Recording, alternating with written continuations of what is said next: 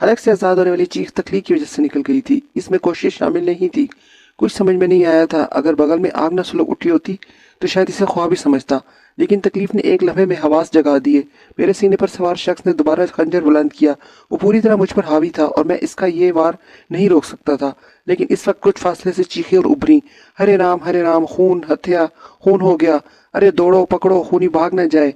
राम जी माथुर, धर्मा, दौड़ो पकड़ो। इन आवाजों ने मेरे सीने पर सवार दुश्मन को बौखला दिया और वह दूसरा वार नहीं कर सका। मैंने भी इसकी गिरफ्त से निकलने के लिए जदोजहद शुरू कर दी। चुनाचा वह उछल कर खड़ा हो गया और पिकलांचे भरता हुआ तारीकी में गुम हो गया। इसके सीने से उतरते ही मैंने उठने की कोशिश की। जख्म शदीद तकलीफ दे रहा था। मैंने इस पर हाथ रख दिया। खून बुरी तरह बह रहा था। पूरा हाथ चिपचिपा हो रहा था। जिस तरफ से चीखें उभरी थी वहां चहल पहल तो हो गई थी, मगर कोई आगे नहीं बढ़ा था। मुझ पर वार करने वाला अगर समझदारी से काम लेता तो दूसरा कामयाब वार करने में इससे कोई दिक्कत ना होती। चीखने वाले बहादुर अपनी जगह से आगे नहीं बढ़े थे। अलबत्ता किसी ने कई बार माचिस की तीलियां रोशन की और फिर पेट्रोमैक्स रोशन हो गया। फिर तेज रोशनी बिखर गई। अरे हुंडा उठाओ, धत तुम्हारी जवानी की, हथियारा भाग गया, कोई आगे नहीं बढ़ा। अरे अब तो इससे देखो, सुरमाओ, मेरे पीछे पीछे तो आ जाओ। कोई किसी को लानत मलामत कर रहा था। गैस का हुंडा उठाया गया और चंद अफराद मेरी तरफ बढ़ने लगे। ये खानदान मुझसे चंद गज के फासले पर एक छोलदारी में मुकीम था। वो सब मेरे करीब आ गए। सबसे आगे धोती कुर्ते में मलबूस एक उधेड़ उम्र शख्स था। इसके पीछे 3-4 अफराद थे, जिनमें से एक पेट्रोमैक्स उठाए हुए था। मैं भी हिम्मत करके उठ गया। अरे अरे, जिंदा है, अरे बच गया बेचारा। अरे कौन है बहरा, तू घाव लगा है क्या? हमदर्द इंसान ने पूछा। फिर हुंडा उठाने वाले को कड़क कर बोला, तेरा सत्यानाश धर्मा हुंडे को धोती में क्यों ठोसे ले जा रहा है? रोशनी तो आगे ला, देखने तो दे, बहुत घाव लगा है क्या तेरे? हाँ चाचा जी, बगल के पास कट गया है, मैंने जवाब दिया। उठाओ रे, इसको मंडवे में ले चलो। अरे रुकमनी, और रुकमनी, जाग गई क्या बेटा? जरा अपनी डॉक्टरी निकाल ले। उठाओ रे, संभाल कर उठाओ। संभाल कर राम जी, संभाल के। माथुर 2 अफराद ने मुझे सहारा देकर उठाया था और फिर छोलदारी की तरफ चले थे, जहां अंधेरे में कुछ और लोग नजर आ रहे थे। उधेड़ उम्र शख्स मुसलसल चीख रहा था, रुकमनी, अरे ओ रुकमनी, जाग रही हूँ, ताऊ कौन है, क्या हुआ? एक नुस्वानी आवाज सुनाई दी। अरे डॉक्टरी निकाल ले अपनी, घायल है बेचारा, कोई पापी हत्या कर रहा था इसकी, भगवान ने बचा लिया, मगर घाव लग गया है।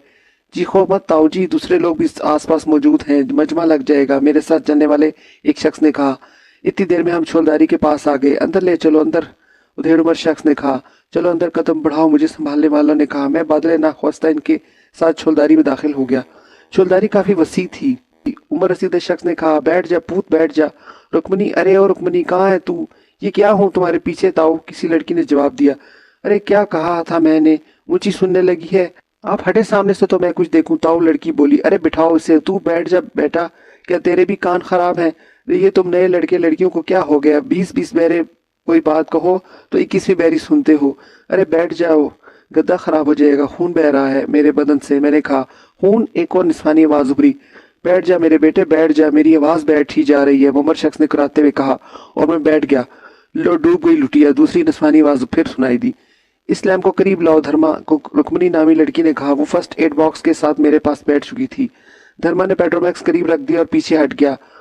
ऊपर उठा रहे धर्मा, लड़की बोली। दूसरे आदमी ने पेट्रोमैक्स उठाकर करीब कर दिया और लड़की मेरा जख्म देखने लगी। फिर इसने फर्स्ट एड बॉक्स से बैंडेज का सामान निकाल लिया। मुकम्मल डॉक्टर मालूम होती थी। मुमर आदमी हर काम में पेश पेश था। बैंडेज हो गई तो मुमर आदमी बोला, सुरैया, अरे सुरैया बेटी, गर्म दूध ले आ, बड़ा खून बह गया। राम राम, इतना खून निकल गया तो लेट जब पुत, पूरा बदन खून में भरा हुआ है, पूरा का पूरा गद्दा खराब हो जाएगा। अरे सुरैया, दूसरी दरी बिछा दे, औरत ने कहा। दूसरी दरी? तेरी आवाज फिर निकली, तू मुझसे बुरा कोई नहीं होगा। मोहम्मद शख्स ने जिसे गंगा जी कहकर पुकारा जा रहा था बिगड़ कर बोला। फिर इसने सीने पर दबाव डालकर मुझे लिटा दिया। मैंने शर्मिंदा लहजे में कहा, आप लोगों को मेरी वजह से बड़ी तकलीफ हुई। सुबह उठकर 4 जूते मार देना हमारे मुंह पर और चले जाना, एहसान उतर जाएगा। मोहम्मद शख्स ने कहा।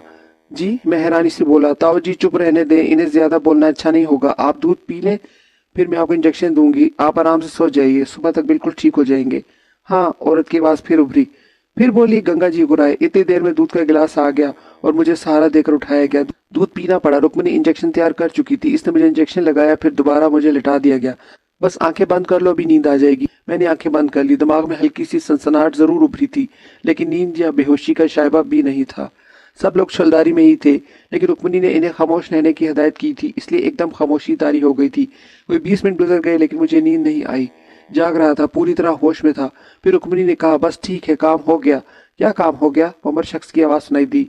और ताऊ जी, मेरा मतलब है गहरी नींद सो गया है, बल्कि बेहोश हो गया। अरे भाई तू बेहोश हो गया है क्या, बता रहे भाई, अरे बोलेगा क्या नहीं ताऊ जी, वो बेहोशी में के बोलेगा क्या। इस बार नौजवान ने कहा, हाँ सो तो है, ताऊ जी ने कहा। भगवान ने इतनी अकल दी होती तो वारे न्यारे ना हो गए होते, कुछ कमाना खाते। निस्वानी आवाज ने कहा, हाँ तू तो जैसे कमंडल हाथ में लेकर भीख मांगती है सड़कों पर, इसी तरह सबका पेट भरता है। मोहम्मद शख्स ने कहा, अरे अरे आप लोग फिर लड़ने लगे। ये आवाज रुकमनी की थी। तू खुद देख रुकमनी, अनाथ आश्रम बना रखा है उन्होंने, एक के बाद एक को भर ले आ रहे हैं। गद्दा खराब कर दिया, चादर भिगो दी खून में, नुकसान पे नुकसान। और क्या करते हैं ये। अरे मैं पूछती हूँ ये है कौन। देखती नहीं है इंसान है, ये तो हमें भी पता है ताऊ जी, नौजवान ने कहा। अरे हमें क्या मालूम भैया, तुम सब लोग लंबे पड़े थे मंडवे में और ये गीता भैं भैं कर रही थी। सोते में इतने जोर जोर से खराटे ले रही थी जैसे कोई नाड़ पे गंडासा मार गया हो। हमारी नींद उखड़ गई और हम बाहर निकल आए। अरे भैया क्या देखा कि एक पापी खूनी चढ़ा बैठा है इस बेचारे चोरा पर। खंजर भी देख लिया हमने, बस चल पड़े हम, और भगवान ने दया की कि वो इसे छोड़कर भाग गया, नहीं तो मारा गया था बेचारा। और तुम सुसरे बैठ गए, एक भी आगे बढ़कर ना आया। अरे वाह जवानो, ये है तुम्हारी जवानी। अरे जवानी देखनी थी तो हमारी देखते, सुसरा बीसी और डकैत पकड़कर पुलिस के हवाले कर दिए।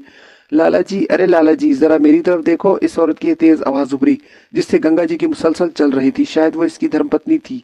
मरकर भी ना देखो तेरी सूरत, सुबह देख लो तो दिन भर मुसीबत, रात को देखो तो बगेरे ही उठा ले जाए। मेरी तरफ देखोगे तो शर्म जो आ जाएगी। कौन से डकैत पकड़े तूने, जरा बताओ। वो हिंदू मुसलमान का झगड़ा हुआ था तो क्या हुआ था, जरा बताओ इन बच्चों को। अछूत जाति की है तू, पक्की अछूत जाति की। एक बात पकड़ कर बैठ गई जरा सी। 1000 बार बता चुके हैं बच्चों को, जो लाभ लिया था वैद्य जी के कहने से जंगल पानी को गए थे। हो गया हिंदू मुसलमानों का झगड़ा, लठियां चल रही थी, भागता नहीं तो क्या करते। ई काली कुबूतरी, भगवान ने जैसी शक्ल दी है वैसी जुबान भी। लाला जी बिगड़ के बोले, जलती पे कैसा तेल पड़ा आप। बात पूरी होने दे ताई जी, नौजवान बोला। फिर क्या हुआ ताया जी। ले फिर जो हुआ तुम्हारे सामने नहीं है क्या। तो अब क्या करें, रुक्मणी बोली। करेंगे क्या, सोने दे बेचारे को, सुबह को देखेंगे। और छोरे छोरियां कहाँ सोएंगे। देवी जी बोली, तेरे सर पर। अरे गद्दा ही तो मिला है बेचारे को, मेरे लिए दरी बिछा दे इसके पास, सुबह को भगा देना इससे, कह दे रही हूँ। अच्छा ना होगा, जा तू जा कोने में पढ़, सुबह की सुबह देखी जाएगी। हुंडा बुझा दूं ताऊ जी, ना मेरे सर पर फोड़ दे। ले खोपड़ी झुका रहा हूँ, लाला जी बोले। धर्मा ने हंडा बुझा दिया, फिर शायद एक एक करके सब लेट गए। मैं दम साधे खामोश लेटा था, इंजेक्शन मुझ पर बेअसर था। ना नींद आई थी ना बेहोशी तारी हुई थी। मुकम्मल सन्नाटा छा गया और मैं इस शख्स के बारे में सोचने लगा जो खंजर से मुझ पर हमलावर हुआ था। कौन था वो, क्या था, कोई चोर लुटेरा। लेकिन ये बात दिल को नहीं जमी। मैं तो गहरी नींद सो रहा था, मेरी जेब टटोल कर भाग जाता। ये जानलेवा हमला क्यों किया इसने, न जाने क्या था, क्या चाहता था। मैं तो सूरत भी नहीं देख सका था। फिर जहन इन लोगों पर चला गया और होठों पर बेख्तियार मुस्कुराहट फैल गई। मोहम्मद शख्स दिलचस्प इंसान है, तो मिजाज तल्ख जुबान, लेकिन हमदर्द, बीवी से खूब चलती है। नाम शायद गंगा है, खूब आदमी है, मगर एक नाम दिमाग में चुभने लगा। इसने जिस लड़की से दूध लाने के लिए कहा था इसका नाम शायद सुरैया लिया था। ये तो मुसलमान नाम है, अगर ऐसा है तो एक मुसलमान लड़की इनके साथ क्यों है। न जाने कौन है। बाकी थकन से ही नींद आई थी, न जाने कब तक सोता रहा था। जागा तो बदन पर कंबल ढका हुआ था। मोहम्मद शख्स की आवाज सुनाई दी, जाग गया रुकमनी, आई ताऊ। सुल्दारी के बाहर से आवाज सुनाई दी। मैंने कंबल समेट कर उठना चाहा तो मोहम्मद शख्स ने जल्दी से कहा, अरे ओ सूरमा, लेटा रहे भाई, बड़ा सूरमा है तू, मान लिया हमने, लेटा रहे, कंबल ना उतार, हवा लगी तो लेने के देने पड़ जाएंगे। ठीक है गंगा जी। अरे अरे तुझे हमारा नाम कैसे मालूम हो गया। अरे भैया तू हमें कैसे जानता है, मोहम्मद शख्स ने हैरत से आंखें फाड़ कर कहा। मेरे होठों पर मुस्कुराहट फैल गई। राम जी ने आपको गंगा जी कहकर पुकारा था। ले और ले, राम जी का नाम भी मालूम है। चल, इसने हमें गंगा कहकर पुकारा था, मगर राम जी को तू कैसे जाने है। आपने राम जी कहकर पुकारा था, मैंने हंसकर कहा। इसी वक्त एक खूबसूरत लड़की जिसने सफेद साड़ी बांधी हुई थी, दराज कामत और शौक मुस्कुराता हुआ चेहरा था, हाथ में दूध का गिलास और बिस्कुटों का पैकेट लिए अंदर आई। गंगा जी ने आहिस्ता से कहा, अरे रुक्मणी बेटा, ये तुम्हारे पूरे कुटुंब को जाने हैं। कैसे। रुक्मणी पास बैठ गई। सबका नाम लेकर बात आ रहा है। अच्छा इस बिटिया का नाम बता, गंगा जी ने मासूमियत से रुक्मणी के तरफ इशारा करते हुए कहा, और मुझे फिर हंसी आ गई। रुक्मणी ने गौर से मुझे देखा, देखती रही और फिर खुद भी हंस पड़ी और बोली, क्या किस्सा है। कुछ नहीं रुक्मणी जी, गंगा जी इस बात पर हैरान है कि मैं सबके नाम कैसे जानता हूँ, हालांकि वो बार बार आपको रुक्मणी कहकर पुकार रहे हैं और अब मुझसे आपका नाम पूछ रहे हैं। ताऊ जी बहुत सादा और मासूम हैं। चलो थोड़े से उठो, ये चाय बिस्किट खा लो, खाली पेट दवा नहीं दी जा सकती। आपको बहुत तकलीफ हो रही है मेरी वजह से। वैसे मैं बिल्कुल ठीक हूँ, मुझे पता है, सिर्फ 104 बुखार है आपको। चलिए उठिए, भूख नहीं लगी क्या। ओह बुखार आ गया, मुझे ताजुब है। मैंने तो उठकर दूध और बिस्किट ले लिए। मुनीर से पूछा, क्या वक्त होगा। 4:20 हुए हैं। जी, मैंने हैरानी से कहा। हाँ, आप पूरे 16 घंटे सोते रहे। इंजेक्शन के असर से नहीं, बुखार की गफलत है। मैं बात कर लूँ इससे डॉक्टरनी साहिबा। जरूर ताऊ जी। वो बाहर निकलते हुए बोली और गंगा जी मेरी तरफ मुतवज्जा हो गए। तू बड़ा ज्ञानी है भाई, तुझे सबके नाम मालूम हो गए। हम ठहरे बुद्धू के बुद्धू, तुमने सुन ही लिया हमारी बिटिया के मुंह से, हमें तेरा नाम मालूम नहीं। मेरा नाम मसूद है गंगा जी, मुसलमान है अल्हम्दुलिल्लाह। तेरा दुश्मन कौन है? मैं बिल्कुल नहीं जानता। दुश्मनी चल रही है किसी से? नहीं, मैंने आहिस्ता से कहा। फिर उचक्का होगा ससुरा, जान लेने पर तुल गया। वो तो हमने देखकर शोर मचा दिया, नहीं तो पापी दूसरा वार करता। मैं खुलूस से दिल से आपका शुक्रगुजार हूँ गंगा जी। अरे ना बेरा, भगवान को तेरी जान बचानी थी, हमें कारण बना दिया और फिर बहुत बड़ी सरकार द्वारे आया है। तू घाव जरूर लग गया, मगर बाबा जी किसी को ऐसे मरने देते? इस पापी को जरूर सजा मिलेगी जिसने तुझे बाबा जी के दर पर घायल किया। जियारत को आया है? हाँ। अकेला है? हाँ। कहाँ रहता है? मैंने जवाब में अपने शहर का नाम बता दिया। बड़ी दूर से आया है, मगर बाबा शाहजहां के द्वारे तो और न जाने कहाँ कहाँ से लोग आते हैं, और हम तो पुरखों से बाबा जी के दास हैं। साल के साल आते हैं उर्स में और साल भर के लिए शांति ले जाते हैं। आप हिंदू होकर इज्जत रखते हैं बाबा जी से? अरे बेटा, सारे खेल संसार के हैं, कौन कहाँ से आता है कहाँ चला जाता है कोई और नहीं जानता। बहुत बड़े हैं आप गंगा जी, सिर्फ इंसान है। आपका पूरा नाम क्या है? तू बता, ज्ञानी तो जाने। गंगा जी ने मुस्कुरा कर कहा, मैंने जितना सुना इतना ही जानता हूँ। है आ गया ना कुंडे पर। हमारा नाम गंगाधर है, पिता का नाम मुरलीधर है, हमारी पत्नी का नाम प्रेमवती है, प्रेमा देवी कहते हैं। सब इससे भारी मिर्च की खेत में उगी थी, हमें परले दर्जे का गधा समझती है, महाकंजूस है, दाने दाने पर जान देती है। दोनों बच्चे रुक्मणी हमारे स्वर्गवासी भाई के बच्चे हैं। पति पत्नी रेलगाड़ी के हादसे में मारे गए थे, तब से बच्चों को हमने पाला पोसा, पढ़ाया लिखाया। रुक्मणी डॉक्टर बन चुकी है और अस्पताल में नौकरी करती है। माथुर इंजीनियर का इम्तिहान पास कर चुका है, नौकरी ढूंढ रहा है। राम जी पुराने नौकर हैं, हम सब इज्जत करते हैं इनकी। सब समझ में आ गया या कुछ रह गया? कुछ रह गया गंगा जी। क्या? उन्होंने कहा। आप कहाँ रहते हैं? हाँ हाँ, ये सच्ची मुच्ची रह गया, गंगा मुस्कुराकर बोले। खोरजे के रहने वाले हैं हम लोग। और भी कुछ रह गए गंगा जी। वो क्या? सुरैया कौन है? मैंने पूछा। गंगाधर की आंखें फिर फट गई, वो मुझे घूरने लगे, बोले बड़ा बुकुट लगे है भाई, तू अब कह दे सुरैया का नाम भी लिया था हमने। लिया था। मुझे बेख्तियार हंसी आ गई। रुक्मणी दोबारा अंदर दाखिल हुई, ठटक कर मुझे एक लम्हे देखा, फिर आगे आ गई। किस बात पर हंसा जा रहा है? नाम क्या है तुम्हारा? इसने दोबारा मेरे करीब बैठकर कहा। सुरैया को भी जानता है, रात को घायल हुआ था, सबके नाम सुन लिए थे इसने, और फिर तूने इसे बेहोश कर दिया, मगर फिर भी ये सुनता रहा। अब सुरैया के बारे में पूछ रहा है। गंगा जी ने मखसूस अंदाज में कहा। वाकई सुरैया का नाम कहाँ से सुन लिया तुमने? रुक्मणी बोली। रात वो गंगा जी ने ये नाम लेकर दूध मंगवाया था। मैं बदस्तूर हंसता हुआ बोला। रुक्मणी भी हंस पड़ी। हाँ ताऊ जी, आपने दूध सुरैया से ही मंगवाया था। लो ये गोलियां खा लो, ये पानी पकड़ो। नाम नहीं बताया तुमने? मसूद, मैंने कहा। गोलियां मैदे में उतार कर मैंने पानी का गिलास वापस कर दिया, फिर कहा, गंगा जी आप मुझे इजाजत देंगे? काम पर जाना है? बोले, नहीं लेकिन जाना तो है। अचार नहीं डालेंगे हम तुम्हारा, अच्छे हो जाओ तो चले जाना। कैसा बुरे समय आ गया रुक्मणी, अगर मुसलमान होते तो यहाँ जरूर रुक जाता। सोच रहा होगा हमारे यहाँ खाएगा पिएगा तो धर्म भ्रष्ट हो जाएगा। प्यारे भाई, सुरैया है हमारे पास, तेरे धर्म की है, वो रोटी पका देगी तेरे लिए। मत खा हमारे हाथ का सालन, किसी मुसलमान की दुकान से मंगवा लेना। यहाँ क्या कमी है, इतनी जल्दी तो ना भाग। आप मुझे इतना गिरा हुआ समझेंगे गंगा जी? आपकी मोहब्बत और एहसान का तो सिला भी नहीं दे सकता, लेकिन मुझे एहसास है कि आप सबको मेरी वजह से तकलीफ हो रही है। अरे तो हमें हो रही है तो तकलीफ, तुझे तो नहीं हो रही। ताऊ जी इनके कान बहुत लंबे हैं, सब कुछ सुन लिया है, तो ताई जी की बातें भी सुन ली होंगी, लेकिन अभी यहाँ से जाने का सवाल ही पैदा नहीं होता। आपका जख्म गहरा है, चले फिरेंगे तो खराब होने का अंदेशा है। खून बहन जाने की वजह से आप कमजोर भी हो गए हैं, इसलिए आपको बुखार चढ़ गया है। मैं आपकी डॉक्टर हूँ और अभी आपको कहीं जाने की इजाजत नहीं दे सकती हैं। अब बोल। गंगाधर खुश होकर बोले। ठीक है, आप सोच ले आपको कैसी परेशानी होगी। अगर आपके ख्याल में हमारी परेशानी ताई जी हैं, तो हम आपसे दरखास्त करेंगे कि आप हमारी तरह इनको एंजॉय करें, तो बेहतर है। मैंने गहरी सांस ली। गंगाधर जी उठकर बाहर निकल गए। रुक्मणी मेरी तरफ देखकर बोली, वैसे आपको ये माहौल बुरा न लगा होगा? मसूद बड़े दिलचस्प हैं ताऊ जी, दिन भर बोलते रहते हैं, मगर मन के बड़े अच्छे सच्चे हैं। जो जी में वो जुबान से निकाल बाहर किया, दिल में कुछ नहीं रह जाता। ऐसे लोग बुरे नहीं होते यकीनन, मैंने कहा। इसके बाद रुक्मणी ने फिर मुझसे मेरे दुश्मन के बारे में वही सवालात किए जो गंगाधर जी ने किए थे। वो भी कोई फैसला नहीं कर सकी। किसी बात में मुझे हंसी आई तो फिर चौंक कर मुझे देखने लगी। फिर बोली, एक बात कहूँ? जी जरूर। कम हंसा करो और अकेले में हंसा करो, समझा नहीं? ये तो आपने अपना हुलिया बिगाड़ रखा है, ना जाने क्या नाटक है आपका, मगर हंसते हैं तो बड़े प्यारे लगते हैं, ऐसे कि इंसान देखता रह जाए, नजर लग जाएगी किसी की। एक और बात, इन अल्फाजों को कुछ और मत समझना, बड़े मान से दीदी कह सकते हो मुझे, माथुर से लग नहीं है मेरी निगाह में, क्या समझे? जी। छोलदारी के पैर आवाजें उभरी। पहले दाखिल होने वाली प्रेमा देवी थी। मुझे देखा और रुक्मणी को देखा और फिर बोली, कहाँ गए तुम्हारे ताऊ जी? आपको नहीं मिले?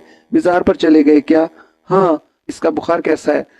कुछ कम है? आज भी यही रहेगा क्या? हाँ ताई जी, ताऊ जी कह रहे हैं। रुक्मिणी बोली, ठीक है धर्मा, राम जी इसका गद्दा कोने में करवा दो। चलो खाने पीने का डोल बताओ। माँ रुक्मिणी ने हैरानी से एक दूसरे की शक्ल देखी। रुक्मिणी बोली, अब ताऊ जी से बात कर ले। ताई जी, आखिर नया मेहमान कब तक हमारे साथ रहेगा, और फिर हमारी तो कोई नातेदारी भी नहीं है इससे। अरे तो हम पर कौन सा बोझ है, जब भगवान देगा तो खा लेगा अपने भाग का। कैसा लोहे की तरह तपता रहा है बेचारा दिन भर। अरे सुरैया सो रही है, कहाँ गई रे। मेरी नजर दरवाजे की तरफ उठ गई। इस किरदार को देखने का बड़ा शौक था। सुरैया अंदर दाखिल हो गई। दुबली पतली जिसामत की दराज कामत लड़की, और उम्र को 20-21 साल, उलझे बाल लेकिन घने गटाओं की तरह उमड़ते हुए, आंखें बड़ी बड़ी इंतहाई हसीन लेकिन खौफ में डूबी हुई, होठों पर कुदरती गुलाब खिले हुए। ऐसे जाजे पे नकूश के दिल की हरकत बंद होने लगे। लेकिन वो जैसे सारे जहान का कर्फ खुद में समेटे हुए, चाल में भटका भटका पान, साथ ही इसी कमीज शलवार में मलबूस। सुरैया बेटा, मेहमान के नीचे चादर बदल दे, सुबह को इसे धो डालियो। हरे राम हरे कृष्ण। राम जी गुनगुनाने लगे। सुरैया एक तरफ चली गई, मगर मैं बेख्तियारी तौर पर इसे देखता रहा। प्रेमा देवी बाहर निकली तो माथुर आलती पालती मारकर मेरे सामने आ बैठा। इसने दोनों हाथ जोड़कर माथे से लगा ली और आंखें बंद करके जय भगवती जय प्रभु की गर्दान करने लगा। माथुर भैया क्या कर रहे हो, ताई आ जाएगी। अरे आने दो, प्रभु पधारे हैं हमारी कुटिया में, ऐसे मेहमान पुरुष देखे ना सुने। अरे एक नजर में प्रेमा देवी की काया पलट दी उन्होंने। वो जो चूंटियों को एक चुटकी आटा ना खिला दे, कह रही है भगवान देगा खा लेगा अपने भाग का। जय भगवती जय शंकर। माथुर पर शरारत सवार थी। सुरैया सूटकेस से नई चादर निकाल लाई। सहारा देने के लिए धर्मा और राम जी आगे बढ़े, लेकिन मैं खुद ही जल्दी से गदे से उठ खड़ा हुआ। रुक्मिणी जोर से चीखी, अरे अरे सूरमा जी, ज्यादा बहादुरी ना दिखाएं, जख्म खुल जाएगा, चक्कर आ जाएगा, गिर पड़ेंगे। ना जख्म खुलेगा ना चक्कर आएंगे, आप बिल्कुल फिक्र ना करें। रुक्मिणी जी, बिल्कुल ठीक महाराज, जय भोलेनाथ, आप जो कुछ कहेंगे हम मानेंगे। हमारी ताई जी ने जो कुछ आपके लिए कह दिया, वो हमने जीवन भर इनके मुंह से ना सुना। जय भगवती धर्मा। अरे ओ राम जी, काम हो गया। जाओ जाओ, अंदर के काम हम कर लेंगे, रुक्मिणी ने कहा। सुरैया ने चादर बिछाई और पुरानी चादर लेकर वो बाहर निकल गई। मैंने दोबारा इस पर नजर नहीं डाली, ये गुनाह था। लेकिन न जाने क्या हो रहा था, ये चेहरा मेरी आंखों में बैठ गया था, एक एक नक्श अजबर हो गया था। रुक्मिणी ने माथुर को मेरा नाम बता दिया था, चुनाचा वो मुझे मसूद महाराज कहकर मुखातिब कर रहा था। सुरैया के बारे में यही सोचा था कि वो इनके यहाँ नौकरी करती होगी। इस ख्याल से दिल में इज्जत भी हो गई इन लोगों के लिए। फिर गंगा जी भी आ गए, बिगड़ कर बोले, तुम लोगों ने इंतजार भी नहीं किया मेरा, जितना इंतजार करने को कहा था इतना कर लिया, क्या तुम्हारे लिए बैठे रहते वहां। प्रेमा देवी बोली, फेरे करने के लिए तो 5 साल बैठी रही थी, यहाँ घंटा भर भी इंतजार न किया। अरे वही गलती हुई थी जो आज तक भुगत रही हूँ। तू भुगत रही है, मैं भुगत रहा हूँ। तुम क्या भुगत रहे हो, एक मेरे ही माता पिता बोले थे कि आंखें बंद कर ली, बाद में सब ने कहा कि भाग फोड़ दिए बेटी के। किसी एक रहने वाले का नाम तो बता जरा। ताऊ जी ताई जी, मेहमान का तो ख्याल करें, क्या सोचेगा वो अपने दिल में। रुक्मिणी बोली, अरे सुरैया मसूद जी तेरे धर्म के हैं बिटिया, तू इनके लिए कुछ पका ले, इनकी मेहमानदारी तेरे सुपुर्द। रुक्मिणी तू बता क्या खिलाएगी अपने मरीज को। प्रेमा देवी बोली, हैं। गंगाधर जी चौंक कर बोले, ताई जी दलिया मिल जाए या खिचड़ी, हल्की गजा हो तो अच्छा है। दलिया तो है, लो इनके लिए बर्तन बाजार से मंगवा लो, नहीं तो देर हो जाएगी। प्रेमा देवी ने पल्लू से पैसे निकालकर धर्मा को दिए। जय भगवती। माथुर गर्दन पटकता हुआ बोला। गंगाधर जी पहाड़ सा मुंह खोले खड़े थे, फिर वो आहिस्ता से बोले, रुक्मिणी ये तेरी ताई ही है ना। रात हुई, सब ने खाना खाया, सब मुझसे बातें कर रहे थे, लेकिन मैंने सुरैया को बिल्कुल खामोश पाया था। इसने किसी एक से भी बात नहीं की थी। हालांकि लोगों के अंदाज में इसके लिए बहुत मोहब्बत अपनायत थी, लेकिन उदास मलूल और खामोश थी। दूसरा तीसरा दिन भी गुजर गया। ये सब अच्छे लोग थे, बड़ा सा दिल और मोहब्बत करने वाले, मेरे साथ बेहतरीन सलूक किया उन्होंने। एक सुरैया बहुत पुरस्कार थी, खामोश और बेसुकून, न जाने क्यों मैंने इसे रातों को मसरूफ देखा था, मगर बोलती भी तो नहीं थी। कई बार बराह रास्त इसका नाम लेकर इससे अपने काम कराए थे। वो बड़ी खुश दिली से मेरे काम कर देती थी। अब तक मैंने इसकी आवाज़ नहीं सुनी थी। रुक्मिणी बैंडेज खोलकर मेरा जख्म देखकर खुश होकर फखरी अंदाज में बोली, देखें ताऊ जी, हमारी डॉक्टरी 3 दिन में जख्म भर दिया हमने, कोई करके तो दिखाए। ये तो हम मानते हैं रुक्मिणी देवी। अब मैं बाहर जा सकता हूँ, मैंने पूछा। कहाँ, बाहर मजार पर। आहिस्ता आहिस्ता जा सकते हैं, अभी तेज चलना मना है, इसके अलावा भीड़ में इस जगह घुसना मना है जहाँ धक्कम बेल का इम्कान हो। ख्याल रखूंगा, धर्मा या राम जी आपके साथ जाएंगे, मैं चला जाऊंगा, मुझसे ज्यादा कौन ख्याल रखेगा। गंगाधर जी बोले, बेहद शुक्रिया। मैंने कहा, यह सच था कि इन लोगों की मोहब्बत की वजह से मैंने इनके अहकामात मान लिए थे, वरना मैं तो न जाने कैसे घाव खा चुका था। ये मामूली जख्म मेरे लिए क्या हैसियत रखता था। लेकिन ये सब कुछ ऐसा था कि मुझसे रूगर्दानी नहीं की जा रही थी। गंगा जी के साथ मैं बाहर निकल आया और मजार शरीफ की तरफ चल पड़ा। खूब चहल पहल थी। इत्मीनान से मजार के पास पहुंच गया। आप अंदर जाते हैं गंगा जी। क्यों नहीं, शाहजहां बाबा के चरण छूने जाते हैं, मैं फातिहा पढ़ना चाहता हूँ। तो चलो तुम फातिहा पढ़ लेना, हम चरण छू लेंगे। जूते उतारे और अकीदत से मजार शरीफ के अंदर पहुंच गए। मैं एक गोशी में जा बैठा और आंखें बंद करके फातिहा ख्वानी करने लगा। कुछ देर बाद फरागत हुई तो मैंने गंगाधर जी को तलाश में इधर उधर देखा। कुछ फासले पर सुरैया नजर आई, तन्हा सोगवार, दोनों हाथ बुलंद किए दुआ मांग रही थी। आंखों से आंसू बह रहे थे। ऐसा कर्ब सिमटा हुआ था इसके चेहरे पर कि देखने वाले का कलेजा हिल जाए। मैं पथरा गया, दिल जैसे बंद हो गया था, अजीब सी कैफियत हो गई थी। ख्वाहिश हो रही थी कि आगे बढ़ूं, इसका सारा कर्ब खुद में समो लूं, इसे हर दुख से आजाद कर दूं, लेकिन ये कदम आगे ना बढ़ सका। तभी गंगाधर जी मेरे पास आ गए। दुआ पढ़ ली पुत? मैंने चौंक कर कहा। दुआ पढ़ ली पुत? हाँ, मैंने खोए हुए अंदाज में कहा। रुकोगे या चलोगे गंगा जी? वो मैंने जिस तरफ इशारा किया था, गंगा जी मेरे इशारे पर इस तरफ देखने लगे। सुरैया आंसू खुश कर रही थी, फिर वो पलट कर तेजी से चल पड़ी। सुरैया का कह रहे हो? दुआ पढ़ने आई होगी। आती रहती है, कोई मनादी थोड़ी है ऐसे। आइए चले, मैंने थके थके लहजे में कहा। सुरैया कौन है गंगा जी? आपने मुझे सबके बारे में बता दिया, इसके बारे में कुछ नहीं बताया। वो आपकी नौकरी करती है? अरे राम राम ना बहरा, सच्ची बात यह है बहरा कि इसके बारे में किसी को कुछ मालूम नहीं है। क्या मतलब? रुक्मणी के अस्पताल में दाखिल थी, किसी पापी ने इसकी जुबान काट दी थी, उंगलियों के पोर भी काट दिए थे। डॉक्टर ने बताया कि लावारिस है, कोई खबरगिरी करने वाला नहीं है। उंगलियों के पोरों का इलाज तो हो गया, मगर जुबान ठीक ना हो सकी। गूंगी है वो? मैंने बेख्तियार पूछा। तो और क्या, तुमने इसे बोलते सुना है कभी? फिर क्या हुआ? ठीक हो गई तो रुक्मणी से साथ ले आई, अपने घर में रख लिया हमने इसे। संसार में इसका कोई नहीं है, और अब तो वो घर की सी हो गई है। हमारी तरफ से कोई तकलीफ नहीं होती इसे। मगर क्या, बेचैन है, बेसकून है, हंसती है ना मुस्कुराती है। हालांकि सारे छोरे से हंसाने की कोशिश करते हैं, ऐसे मौके पर हंसने के बजाय रो पड़ती है। कोई गहरा घाव है मन में। आखिर किसी ने तो इसके साथ ये सलूक किया होगा। रातों को जागती रहती है, रात भर नमाज पढ़ती रहती है, घंटों सजदे में पड़ी रहती है। गंगा जी बता रहे थे और मेरे बदन में सर्द लहरें दौड़ रही थी। आज इनके शाक हुआ था कि वो गूंगी है। कौन है वो, क्या कहानी है इसकी, मुझे इल्म नहीं हो सकता। अचानक ख्याल आया और मैंने कहा, इनका नाम कैसे मालूम हुआ आपको? इसके पास एक रुमाल था जिसके कोने पर तारकशी से इसका नाम कड़ा हुआ था। इसने उंगली रखकर अपने सीने पर इशारा करके बताया कि ये इसका नाम है। गंगा जी ने कहा। फिर चौंके, अरे धर्मो, राम जी कैसे भागे आ रहे हैं? कोई बात हो गई क्या? मैंने भी इनके इशारे पर देखा, दोनों बुरी तरह घबराए हुए लग रहे थे, आंखें फाड़ फाड़ कर चारों तरफ देख रहे थे। जरूर कुछ हो गया। गंगाधर जी की तरफ लपके मैं भी तेज तेज कदमों से इनके पीछे चल पड़ा।